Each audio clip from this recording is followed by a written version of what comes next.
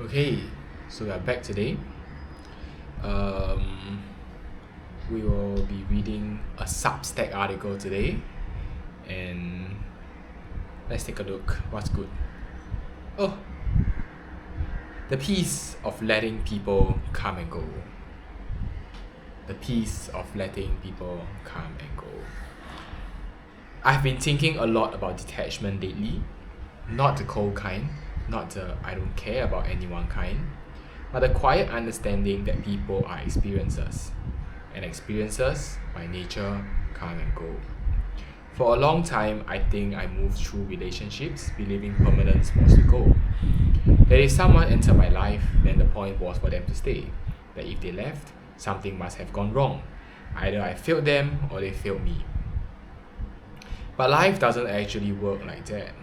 Some people are meant to walk with you for a long time. They become witnesses to your life.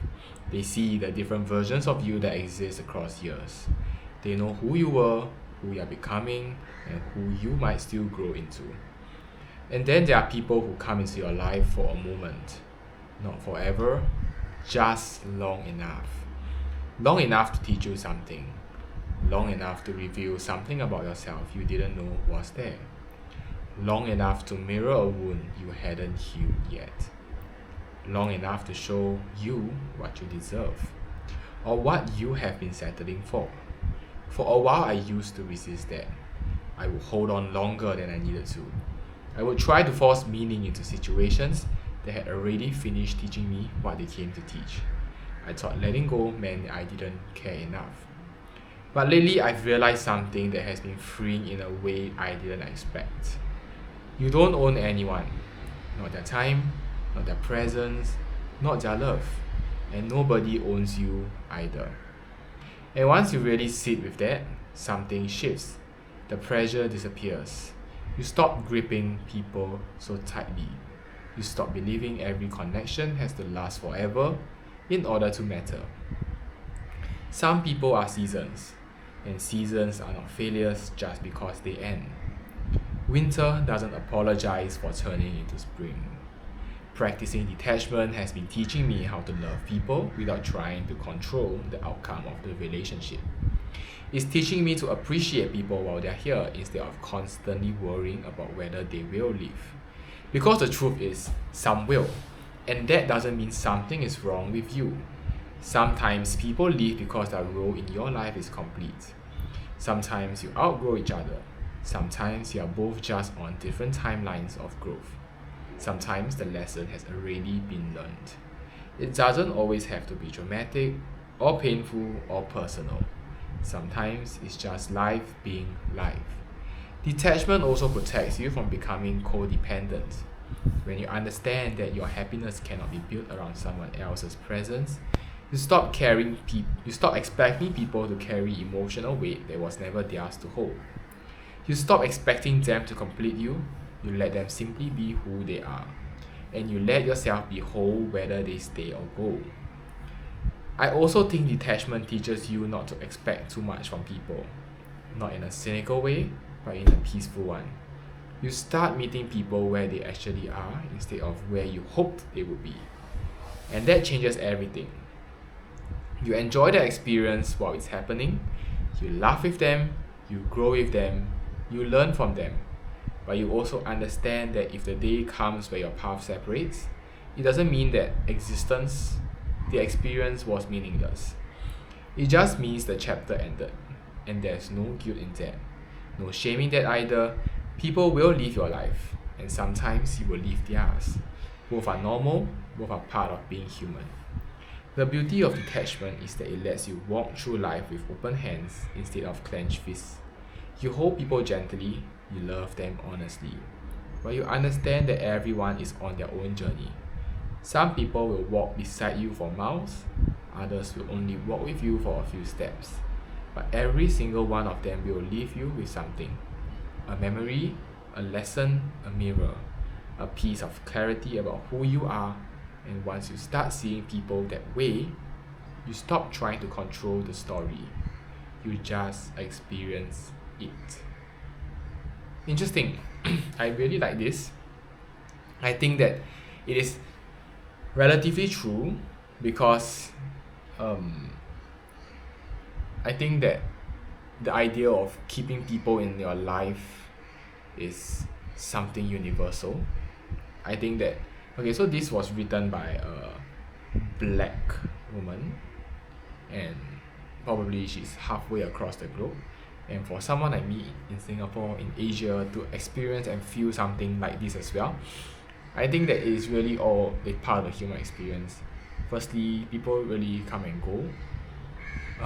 I think especially with, I think it is really interesting, right? Like seasons.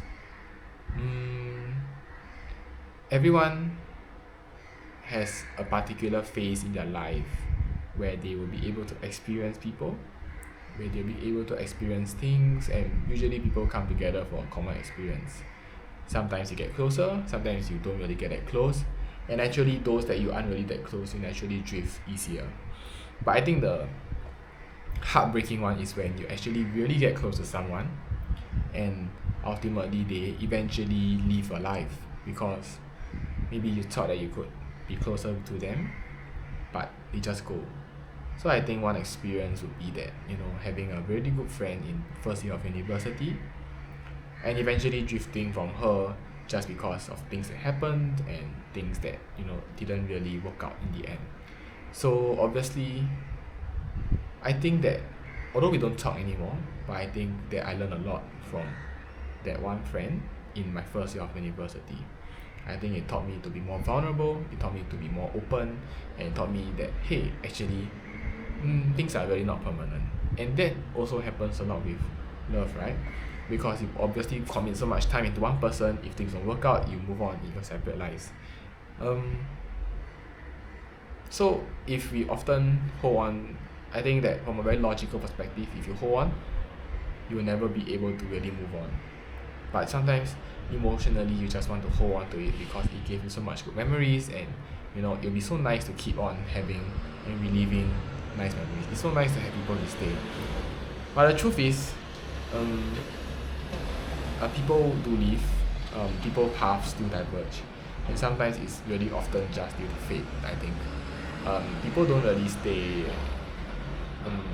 I think not everyone is meant to be in your life forever. Firstly, on a practical side, because people have their own priorities, people go to different places, people move on with their lives. So naturally, not everyone will stay with you for a long time to come. And secondly, from an emotional point of view, from a fate point of view, I think that it's an active choice between two people. Firstly, obviously, if two people's needs are met by staying with each other, naturally they will stay. But now if eventually the point of even if the point of meeting you, one person, is no longer necessary for one person, that will cause the end of a friendship or like a relationship. So on a third level,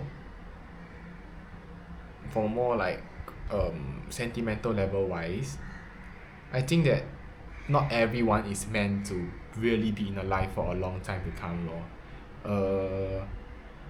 For more sentimental level, I think that it is important to recognize that